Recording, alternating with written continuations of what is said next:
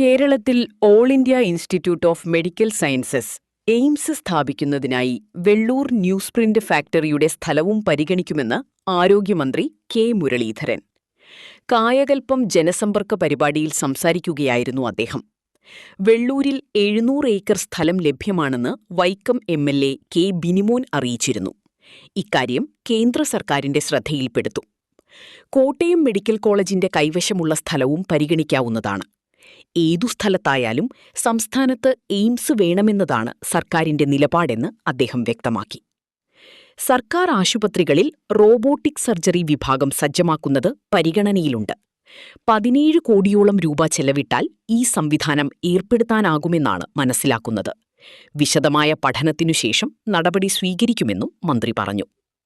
സ്വന്തം നിയോജകമണ്ഡലത്തിലെ ആരോഗ്യമേഖലയുമായി ബന്ധപ്പെട്ട പ്രശ്നങ്ങൾ ജനപ്രതിനിധികൾ നേരിട്ടും നിവേദനങ്ങളിലൂടെയും മന്ത്രിയെ അറിയിക്കുന്നതിനു പകരം വകുപ്പ് നേരിട്ട് ജനപ്രതിനിധികളുടെ അടുക്കലേക്കെത്തുന്ന സംവിധാനമാണ് കായകൽപ്പം.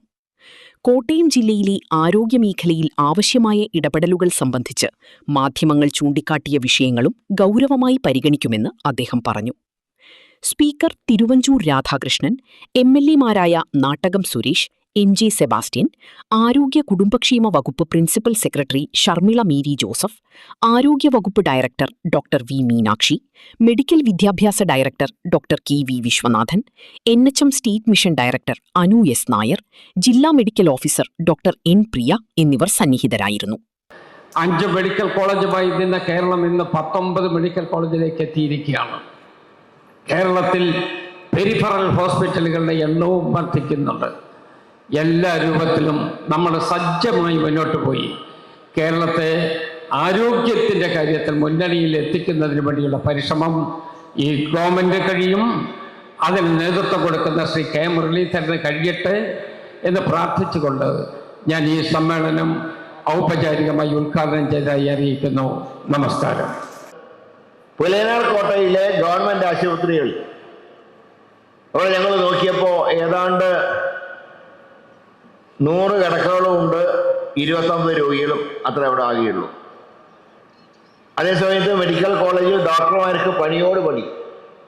പക്ഷേ മെഡിക്കൽ കോളേജ് DMEയുടെ കീഴിലും പുലയനാർ കോട്ട DHSന്റെ കീഴിലും, രണ്ടുപേരും അറ്റത്തിരിക്കുന്ന 2 പേർ.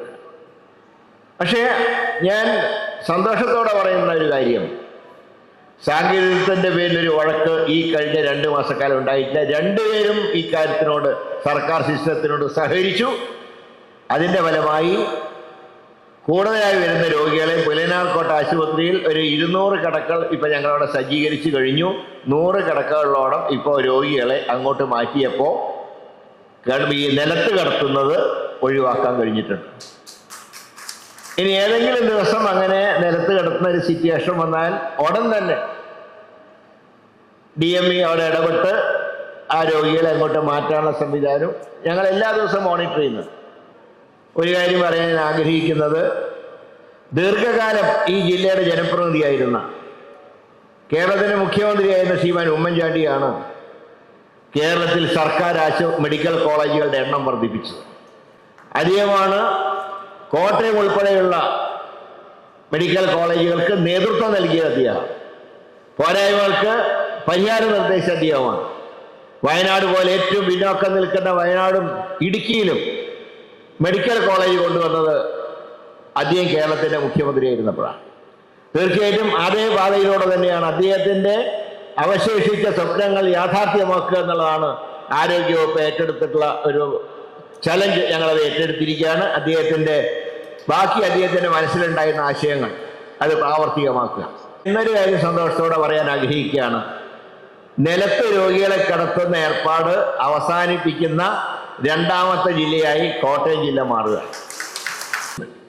അതുപോലെ തന്നെ സർക്കാരിൻ്റെ 100 ദിവസത്തെ കർമ്മ പരിപാടിയിൽ ഉൾപ്പെടുത്തി പ്രധാനപ്പെട്ട ചില പ്രാഥമിക ആരോഗ്യ കേന്ദ്രങ്ങൾക്ക്, പുതിയ കെട്ടിടങ്ങൾക്ക് തറക്കല്ലിടൽ ഈ ഇതിൽ തന്നെ നടത്താൻ പോവുകയാണ്.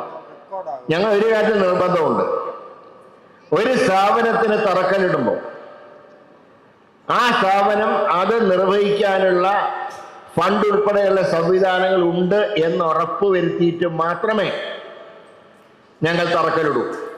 അല്ലാതെ തറക്കല്ലിട്ട് കുറേ കാലം പട്ടിക്കും പൂച്ചയ്ക്കും ഒക്കെ അവരുടെ കാര്യങ്ങൾ നിർവഹിക്കാനുള്ള ഒരു വേദിയാവില്ല. തറക്കല്ലിട്ടാൽ പണി തുടങ്ങും. അങ്ങനെ 100% ഉറപ്പുള്ള സ്ഥാപനങ്ങൾക്കേ തറക്കല്ലുള്ളൂ.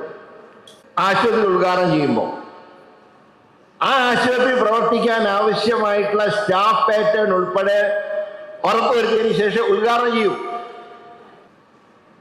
അതുപോലെ വൈക്കം താലൂക്ക് ആശുപത്രി, അതിൻ്റെ നിർമ്മാണ പ്രവർത്തനങ്ങൾക്ക് 95 കോടി രൂപ അനുവദിച്ച് അതിൻ്റെ കുറേ വർക്ക് പൂർത്തിയാക്കിയിട്ടുണ്ടെങ്കിലും ഈ സെപ്റ്റംബർ 30-ാം അത് പൂർത്തിയാക്കണം എന്നുള്ള നിർദ്ദേശം നൽകിയിട്ടുണ്ട്.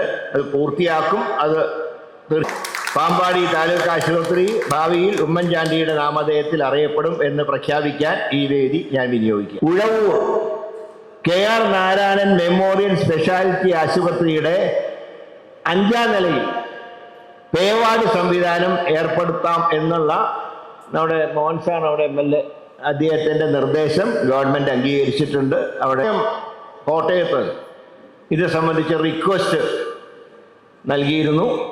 അതനുസരിച്ച് 30 കോടി രൂപയുടെ ലിനാക് മിഷൻ കോട്ടയത്തിന് അനുവദിക്കുന്ന തീരുമാനം ഈ സദസ്സിൽ വെച്ച് പ്രഖ്യാപിക്കുക. തിരുവനന്തപുരം മെഡിക്കൽ കോളേജിൽ കൺജഷനുള്ള വാർഡുകൾ ഡീകൺജസ്റ്റ് ചെയ്യുന്നതിൻ്റെ ഭാഗമായിട്ടുള്ള നടപടിക്രമങ്ങൾ ആരംഭിച്ച ഗ്യാപ്സ് ഉള്ള അല്ലെങ്കിൽ ബെഡ്സ് സംവിധാനം ഉണ്ടായിരുന്ന പുലേനാർക്കോട്ട ഹോസ്പിറ്റലിലേക്ക് ഒരു M7 എന്നുള്ളൊരു പുതിയ വാർഡ് അല്ലെങ്കിൽ ഒരു പുതിയ യൂണിറ്റ് ആരംഭിച്ച് ഡീകൺജഷൻ്റെ ഭാഗമായിട്ടുള്ള നടപടികൾ ആരംഭിച്ചു. അതാണ് നമ്മുടെ പദ്ധതിയുടെ പേര്. അപ്പോൾ ഞാൻ എൻ്റെ ഒരു സുഹൃത്ത് ആയുർവേദ ഡോക്ടറോട് ചോദിച്ചു, കായകൽപ്പം എന്ന് പറഞ്ഞാൽ കേട്ടിട്ടുണ്ട്, അതൊരു ചികിത്സ. ആരോഗ്യവകുപ്പ് മന്ത്രിയുടെ ഈ ജനസമ്പർക്ക പരിപാടി ഒരു പുതിയ ആകാശം ഭൂമി എന്ന രീതിയിൽ പുത്തനാശയങ്ങൾ ഉൾക്കൊണ്ടുകൊണ്ട് ആരോഗ്യവകുപ്പിനെ ഉണർത്തിയെടുക്കാൻ കഴിയും.